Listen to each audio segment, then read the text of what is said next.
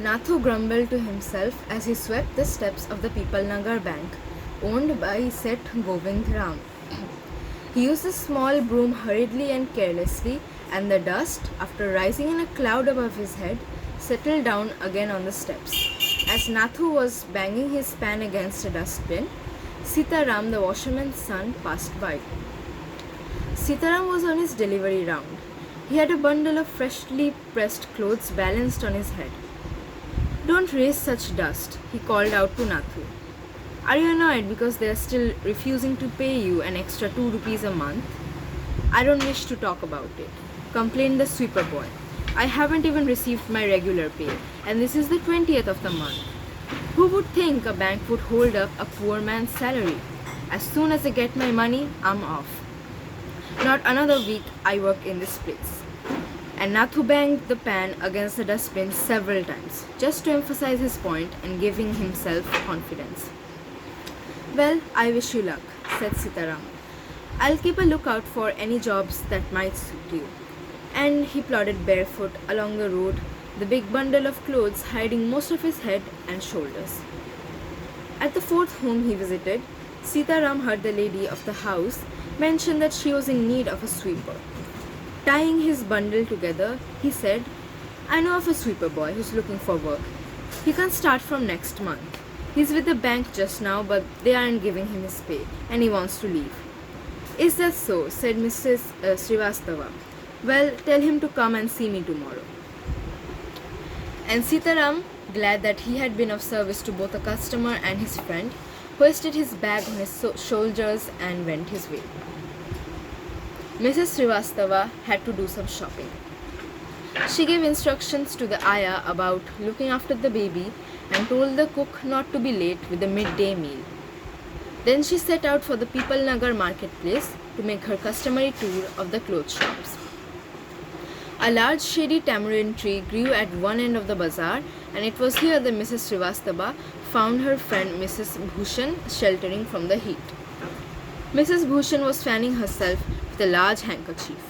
She complained of the summer, which she affirmed was definitely the hottest in the history of Pipalnagar. She then showed Mrs. Srivastava a sample of the cloth she was going to buy, and for 5 minutes they discussed its shade, texture, and design. Having exhausted this topic, Mrs. Srivastava said, "Do you know, my dear, that Seth Govind Ram's bank can't even pay its employees? Only this morning I heard a complaint from the sweeper, who hasn't received his wages for over a month."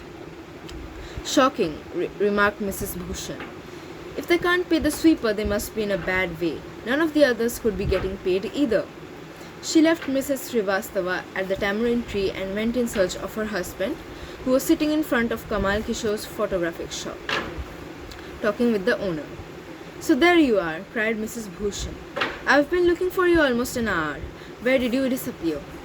"Nowhere," replied Mr. Bhushan. "Had you remained stationary in one shop, I might have found you, but you grow from one shop to another like a bee in a flower garden. Don't start grumbling. The heat is trying enough. I don't know what's happening to Pipalnagar. Even the bank's about to go bankrupt." "What's that?" said Kamal Kishore, sitting up suddenly. "Which bank?" "Why, the Pipalnagar bank, of course. I hear they have stopped paying employees. Don't tell me you have an account there, Mr. Kishore." "No, but my neighbor has," he exclaimed, and he called out over the low partition to the keeper of the barber shop next door. "Deep Chand, have you heard the latest? The Pipalnagar bank is about to collapse. You'd better get your money out as soon as you can." Deep Chand, who was cutting the hair of an elderly gentleman, was so startled that his hand shook and he nicked his customer's right ear. The customer yelped with pain and distress. Pain because of the cut and distress because of the awful news he had just heard. With one side of his neck still unshaven, he sped across the road to the general merchant's store, where there was a telephone. He dialed Seth Govind Ram's number. The Seth was not at home. Where was he, then? The Seth was holidaying in Kashmir. Oh, was that so? The elderly gentleman did not believe. He hurried back to the barber shop and told Deep Chand, "The bird has flown. Seth Govind Ram has left town. Definitely, it means a collapse." and then he dashed out of the shop, making a beeline for his office and checkbook. The news spread through the bazaar with the rapidity of forest fire. From the general merchants, it traveled to the shop, circulated amongst the customers, and then spread with them in various directions to the betel seller, the tailor, the free vendor, the jeweler, the beggar sitting on the pavement. Old Ganpat, the beggar, had a crooked leg. He had been squatting on the pavement for years, calling for alms. In the evening, someone would come with a barrow and take him away. He had never been known to walk. But now, on learning that the bank was about to collapse, Ganpat astonished everybody by leaping to his feet and actually running at top speed in the direction of the bank. It soon became known that he had 1,000 rupees in savings. Men stood in groups at street corners discussing the situation. Peoplenagar seldom had a crisis, seldom or never had floods, earthquakes or drought, and the imminent crash of the Peoplenagar bank set everyone talking and speculating and rushing about in a frenzy. Some boasted of their farsightedness, congratulating themselves on having already taken out their money or on never having put any in. Others speculated on the reasons for the crash, putting it all down to excess indulged in by Seth Govind Ram. The Seth had fled the state, said one. He had fled the country, said another. He was hiding in Peoplenagar, said a third. He had hanged himself on the tamarind tree, said a fourth, and had been found that morning by the sweeper boy. By noon, the small bank had gone through all its ready cash, and the harassed manager was in a dilemma. Emergency funds could only be obtained from another bank some 30 miles distant, and he wasn't sure he could persuade the crowd to wait until then. And there was no way of contacting Seth Govind Ram on his houseboat in Kashmir. People were turned back from the counters and told to return the following day.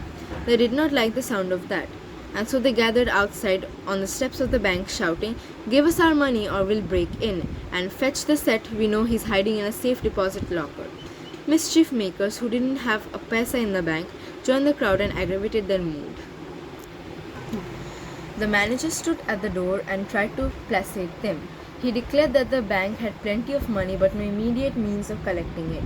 He urged them to go home and come back the next day. "We want it now," chanted some of the crowd.